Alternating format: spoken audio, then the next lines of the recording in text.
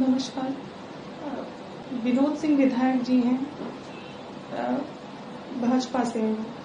तो उन्होंने मेरे साथ रेप करने की कोशिश की है। मतलब कई दिन से वो मेरे पीछे कई महीनों से पड़े रहते थे। मुझे कई बार उन्होंने ऑफर किया फोन कर करके, और अपने उनके जो गनर हैं उनके धनंजय यादव, उनसे बुलवाते थे। धनंजय यादव हमेशा मुझसे कहते थे कि अगर आप सर की बात नहीं मानेंगी, नहीं जाएंगी, तो मैं आपकी बेटी का या आपका मैं सामूहिक बलात्कार करवा दूंगा। मेरी बेटी मात्र 10 साल की है, तो उसके कारण मुझे जाना पड़ता था, करना पड़ता था कि एसिड का डर मुझे अपने से ज्यादा अपनी बेटी के लिए लगता था। तो क्या होता था कि मैं जाती थी, लेकिन लास्ट टाइम 3 जून को ऐसा हुआ कि वो शराब के नशे में धुत थे। उन्होंने मुझे फिर बुलाया, धनंजय यादव आए मुझे बुलाने मेरे फ्लैट पे। हम लोग एक ही अपार्टमेंट में रहते थे, तो वो आए मुझे बुलाने। तो जब मैं गई वहां पे, तो उन्होंने एकदम से मेरे ऊपर वो अटैक कर दिया। मतलब मेरे प्राइवेट पार्ट को छूने लगे, मेरा कपड़ा फाड़ने लगे, वो करने लगे। मैंने उनको धक्का दिया। मैंने कहा, ये सब आप क्यों कर रहे हैं? आप मेरे पिता तुल्य हैं, ये सब आपको शोभा नहीं दे रहा। तो उन्होंने कहा, अगर तुम मेरी ऐसी कोई बात नहीं मानोगी तो मैंने बहुत लोगों को ठिकाने लगा दिया है, बहुत लोगों को मैंने खत्म कर दिया है। एक कोई पूर्व विधायक भी हैं सुल्तानपुर के, कोई सोनू मोनू सिंह, मैं उनको जानती नहीं हूँ, लेकिन मेरे पास उनका ऑडियो है जो उन्होंने मुझसे कहा है कि मैंने उनको भी रास्ते से हटा दिया है, खत्म कर दिया है, तो तुम कुछ नहीं हो। और सबसे बड़ी बात है कि प्रशासन भी उनके साथ मिला है। उनके अपने जीजा डीजी हैं आलोक कुमार सिंह, और मृत्युंजय सिंह इस समय है सर्विलांस प्रभारी महाराजगंज के, वो मेरी लोकेशन निकाल निकाल के इनको देते थे। विक्रम सिंह है थाना प्रभारी हजरतगंज, इंस्पेक्टर है वो वहाँ पे। मैंने कई बार उनसे शिकायत करने की कोशिश की, लेकिन उन्होंने मेरी नहीं सुनी। तो 4 तारीख की बात है कि उन्होंने कम से कम 12-15 आदमियों को जो मानसिक रूप से अपराधी हैं, वो उन्होंने मेरे पीछे लगा दिए कि इसके ऊपर एसिड डाल दो, इसके पति को और इसकी बेटी को मतलब हटा दो रास्ते से, मार दो। तो मैं आनंद पानंद में मैं यहाँ आई, और 4 तारीख से मैं दिल्ली में हूँ। मैंने सब कुछ करके देख लिया। मैं महिला आयोग में गई, मैं 0 FIR के लिए गई, मैं न्यायालय गई, बट कहीं कुछ नहीं हो रहा है साथ। उनके साथ प्रशासन भी मिला है। उसके बाद जैसे मैंने महिला आयोग का किया, आनंद फानंद में उन्होंने मेरे ऊपर FIR करा दिया लखनऊ में कि 420 इन्होंने मेरे साथ की है, पैसा लिया है, ये लिया है। जबकि वो अक्सर मुझे कहते थे कि मुझे तुम्हें देखकर बहुत दया आती है कि तुम इतनी खूबसूरत हो, इतनी अच्छी हो, और तुम इतने गरीब, तुम्हारा पति इतना गरीब है, और मैं तुम्हें बहुत कुछ करना चाहता हूँ, देना चाहता हूँ। लेकिन मैं अनसुना कर देती थी उस चीज को, नहीं समझ में नहीं आता था। मुझे लगता था कि बड़े हैं, ऐसा क्यों बोल रहे हैं।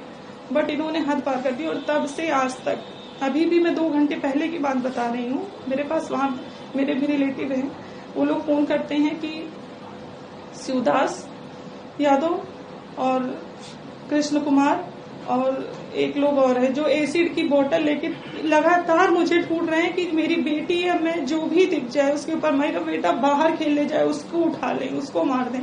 मतलब मैं कहीं भी निकल नहीं पा रही हूँ, ना मैं इनकम और सोर्स मेरा खत्म हो गया है, मैं कहीं नहीं आ जा सकती हूँ। मुझे मेरा पिता 4-5 दिन से बीमार है, लेकिन मैं डॉक्टर के पास नहीं जा सकती। मेरी बेटी का स्कूल खराब हो रहा है इसी डर से कि कुछ भी हो सकता है, क्योंकि ये मौजूदा विधायक है तो इनकी सुनवाई ज्यादा है, मेरी कुछ नहीं है। प्रशासन इनके साथ।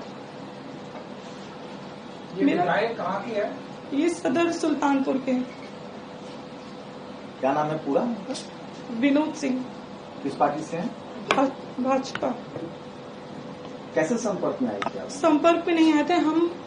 हमारा अपार्टमेंट एक ही था, वो कोर्ट पे थे, और लिफ्ट में कई बार आना जाना। कहाँ पर? लखनऊ? हाँ, लखनऊ में हजरतगंज में।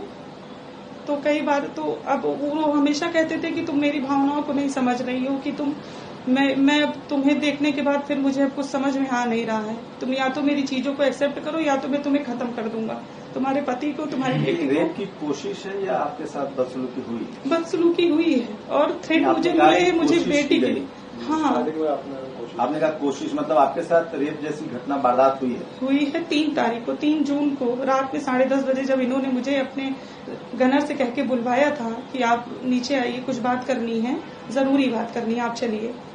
तो फिर मैं गई थी। तो उस दिन की बात है कि शराब के नशे में धुत थे, और ये एकदम से मेरे ऊपर आके मुझे सोफे पे ढकेल के मेरे प्राइवेट पार्ट को छूना शुरू किया। फिर मैंने इनको धक्का दिया, फिर वहां से मैं किसी तरह बाहर आई, और दरवाजे के बाहर धनंजय यादव इंतजार कर रहे थे, रखवाली कर रहे थे। जब आप एक ही अपार्टमेंट में रहते हैं तो आना जाना देखना मारना तो होता ही होगा। जी, कई बार अक्सर लिफ्ट में, जैसे मैं लिफ्ट में हूँ और मैं इनके ऊपर रहती थी, ऊपर वाले अपार्टमेंट में, तो जैसे कई बार लिफ्ट में मैं आती थी, इनके साथ जो भी रहता था उसको दरवाजा खोल के निकाल देते थे। तो आपने कंप्लेंट किस बाबत पे कंप्लेंट दी है? क्या कंप्लेंट आपने कहाँ दी है, किस बाबत पे दी है? लिखा क्या कंप्लेंट का कुछ है आपके पास? हमने एप्लीकेशन दी थी, लेकिन उन्होंने रख ली थी, रिसीविंग हमें कुछ दी नहीं। कहाँ दिया था? हमने विक्रम सिंह को दी थी। कौन से थाने में? हजरतगंज थाने में दी थी और लखनऊ में, और फिर उसके बाद तब से 4 तारीख से मैं दिल्ली में हूँ। अच्छा, उन्होंने आप पर क्या केस दर्ज कराया है? 420 का कुछ कराया हुआ है। कोई ट्रांजैक्शन है आपका पैसे का मोबाइल से या बैंक अकाउंट? कुछ भी नहीं। कभी आपने उनसे मदद? उन्होंने अप्रोच किया था मुझे कि तुम जितना कहो मैं उतना तुम्हें दे दूं, लेकिन मैंने कभी अभी तक कोई बैंक का ट्रांजैक्शन नहीं? कभी नहीं, 1 रुपए का भी नहीं, क्योंकि मैं ऐसी महिला नहीं हूँ कि अगर कोई विधायक है या कोई मंत्री है कुछ भी है, कोई बैंक का ट्रांजैक्शन कुछ भी नहीं, 1 पैसे का नहीं। आपके पति क्या करते हैं? ऐसे ही बिजनेसमैन हैं और थोड़ा इधर उधर का करते हैं, बहुत ज्यादा वैसा नहीं है कुछ। तभी तो उनको मेरे ऊपर दया आती थी मुझे देख के। कब से ये आपको परेशान कर रहे थे? ये परेशान तो 3-4 महीने से कर रहे थे, लेकिन एकदम से ये पागल हो गए। ये जून लास्ट टाइम से जब इन्होंने अटेम्प्ट करने की कोशिश की। ये महिला आयोग कमीशन में कब आपने 10 तारीख को, 10 जून, 10 जुलाई को शायद दी थी। महिला आयोग कमीशन कुछ बुलाया आपको? हाँ, उन्होंने रिसीविंग दी थी, हमारे पास सब है। उसके बाद फिर हम 0 FIR के लिए भी गए थे, लेकिन वहाँ भी MLA का नाम सुन के, या जो भी, मुझे ज्यादा नहीं पता ये सब चीजें, लेकिन मेरी FIR नहीं होती। आपने मुख्यमंत्री कार्यालय में भी संपर्क करने की कोशिश की? नहीं, जब इस तरीके से हमारे ऊपर वहाँ कॉम्बिंग हो रही है, हमारी 10 साल की बेटी है, इसी टाइप की चीजें हो रही है, प्रशासन उनसे मिला है, तो मैं कहीं नहीं जा पाई। मैं यही हूँ तब से। लगातार आप अपने बयान में कह रहे हैं कि उन्होंने कोशिश की, अटेम्प्ट करने की कोशिश की। हाँ। कोशिश की या फिर उन्होंने बोला? नहीं, उन्होंने किया नहीं, कर नहीं पाए ना। 112 नंबर भी आपने कॉल नहीं करी? सीएम रूप में कोई कॉल?